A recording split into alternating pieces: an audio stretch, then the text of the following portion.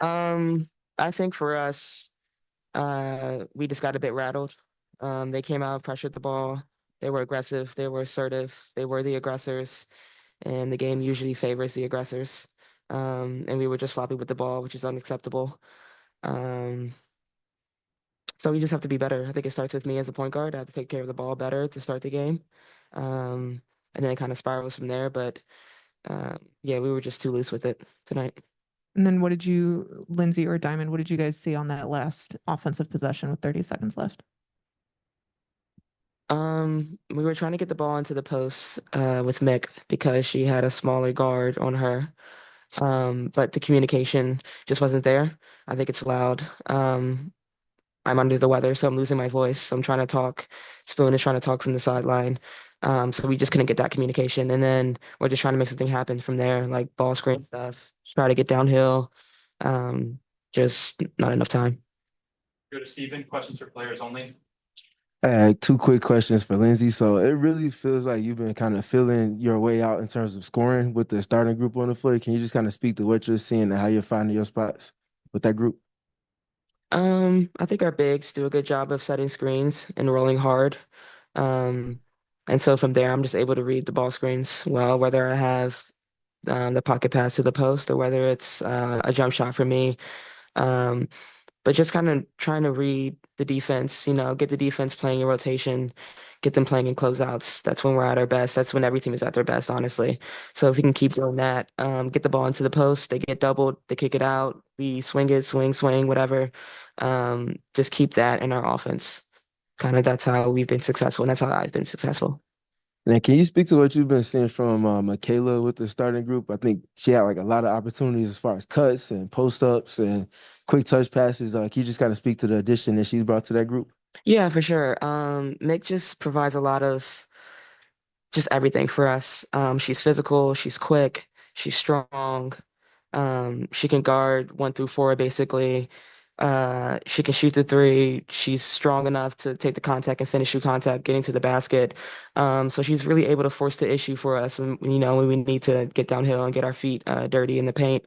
So she's staying aggressive in that. And obviously, when we get to um, our kickouts and our swings. She's ready to shoot and she's ready to just read the game. She's a smart basketball player as well, but she's also just a great teammate. Like she wants what's best for everyone on this team. She doesn't care who's scoring. She doesn't care what's going on. She's going to play hard no matter what. Go to Julia. Remember on your right. For either of you guys, four of y'all's last five games have ended in the clutch. What do you feel this team needs to do to be able to execute and kind of grow in those moments? Grow up.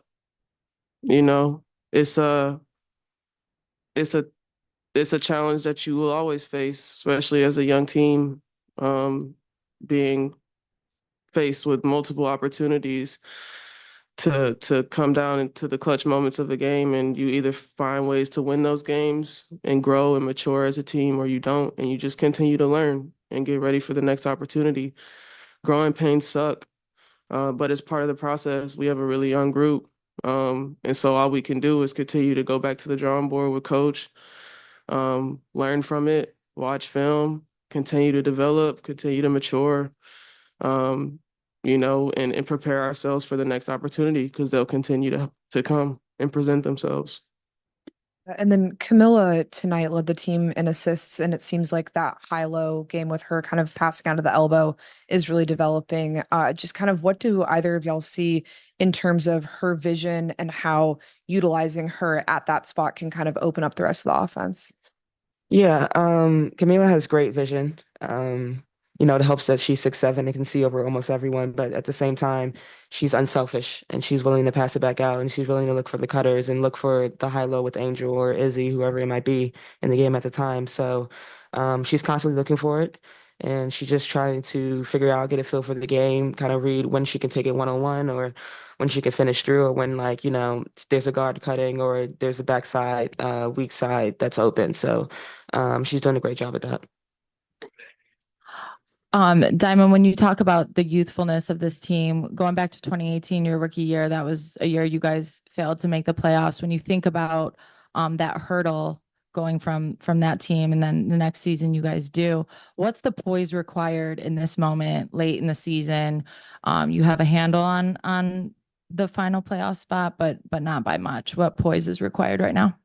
Yeah, I mean, to your point, like I've been there, it sucks, getting to the last few games of the season and knowing that you don't have a chance at all making playoffs. Playing those games is really hard, So for us, um, I think it's all about perspective. And a lot of that you don't get without experience. So we're learning a lot of hard lessons right now. I try to do my best as a leader to come in and try and instill that on the locker room and on the team. But again, some of that has to be learned through experience. My hope is that we can get a grasp on it now, and continue to make a playoff push because we really do have a special group, and I really do believe in what we're capable of if we do get to match up with some teams in the playoffs, and it could be really exciting. But we have to figure it out now. Left. Hey, Diamond. Despite the loss, you guys as a team looked really good offensively during stretches. Overall, as a team, you shot above average on what you have in the season. Three-pointers were significantly above average, and you yourself shot your highest season efficiency. With how good the offense has looked at stretches, what can you attribute to just being on the same page there, and how do you kind of put that into the offense when it's maybe looking a little more lackluster? Yeah, I mean, I just, I found myself in a position throughout the year of just trying to take advantage of the opportunities that are given. Sometimes it's on the defensive end where I have to be more assertive. And tonight it was on the offensive end a bit more with Kennedy out. So just trying to do what the team needs from me, honestly. I've been working on my game. I've been in the gym, and I'm still very confident in who I am as a player. So any opportunity I get to go out there and show that, I'm just trying to make use of it. Any more players? One more. Mike. This question's for Diamond. Obviously, during the championship season just a few years ago, the team wasn't in the greatest position either during the regular season. So, how have you been able to vocalize the importance of like every game matters and just not giving up till the end? Yeah, I mean, again, perspective. I've been there. But sometimes you got to go through it to understand. And again, we're feeling that right now. We have a young group that really wants to win. But winning in this league is something you have to learn how to do and something that you have to care about and sacrifice for each and every day. Um, and yeah, so just trying to get us to rally around those themes, so that we can continue to make progress. It doesn't happen in one season. It takes time. We're right at the beginning of something that could be really special. And again, some really hard lessons are being learned early on, which is preferred. But I still believe in this group and our ability to get into the playoffs, and that's what we're striving for right now. Thank you, players. Good job, you guys. Thanks. Any questions for Coach? Start with Steven. Hey, Coach. Just can you kind of speak to what you've been seeing? I know we talked about Michaela a few times this season, and you've spoken to the ancillary things, but how she really just kind of gave you all like an aggressive perspective on things, and just really was able to kind of get her feet in the paint today. Michaela. Yeah, on your way. Oh yeah, she's been playing well. She's been putting in a lot of work to come in and do the things that we're asking her to do offensively and defensively. I said this from day one. She's probably our most versatile basketball player due to what she can bring to us on the floor. She's just taking full advantage of what she can do. She can put the ball on the floor. She can get to the rim. She can post up. She can defend. She does a lot of things for us that is keeping us in this race. It's just really good to see her playing with a tremendous amount of confidence. Now with Camila, you always talk about how versatile she is and how it's kind of underrated on the offensive side. Julia spoke to her leading the team in assists. Can you just speak to her ability to really connect things and kind of play off the attention that she sees from the post? Well, Camila sees the floor well. She sees the floor very well. She's a willing passer. A lot of times when you punch it into bigs, everybody just thinks the big goes and scores. She sees what's happening. She sees what's coming at her, and she tries to make the right play. So she's a willing passer, and her vision is good, and she normally makes the correct play. She wants to play the game the right way. We Carly? Same thing that I asked the players, but just kind of how do you see looking at these last four clutch games? Where do you want this team to grow the most in those moments? Well, there's many areas to grow from when you're in these moments. These are big moments to grow from. Like our players said, it can be some painful things that you have to go through, but there's many things that you can learn from and to grow from. Film tells you a lot, especially what we do defensively and those miscues that I always talk about and how we can't have those, how we got to have every glass board that comes off the glass. We have to have that crucial moments. You got to do all the little things right, how important details are, how important your scouting report is, how locked in are you on every little thing that's on the scouting report because it's done for you for a reason. It's your cheat sheet. So stay locked in on your cheat sheet. And then offensively, we're going to say this over and over again. You cannot turn the ball over. You simply cannot turn it over. Value every freaking possession. When you look at those turnovers, especially in those clutch moments, where do you think is there a through line in terms of a consistent reason why those mistakes are happening? No, we have to go back and see exactly why those turnovers were happening. Was lack of movement, lack of getting open, allowing them to push us out of where we want to run our offense. So of course the ball was going in different areas, and when we turn it over and they get steals, they're very good. So we knew it coming into this game, we had to value possessions, and unfortunately we had 21 turnovers. Not very good. Carly. Coach Spoon, just those last 90 seconds, Mystics went on a 9-0 run. I know film will show you a lot, but what are some things that you saw outside of the turnovers that led to the downfall? Just talked about it. Our defense, we allowed them to get downhill. Didn't switch what we should have switched.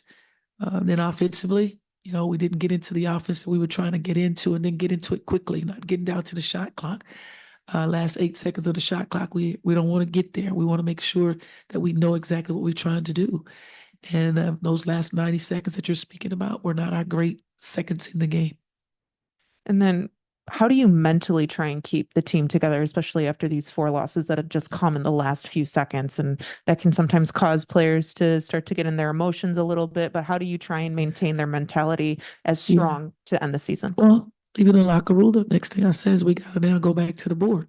You got to always go back, and you got to go back with the amount of confidence that you walk in here every day with. Some of it can hurt. Yeah, it really does. If you love the game enough, it hurts. It freaking hurts. When you love it enough, I got to get back to the drawing board. We got to come back better.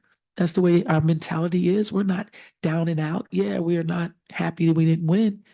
We're not down and out. It's not over for us unless we say it's over. So it's not over.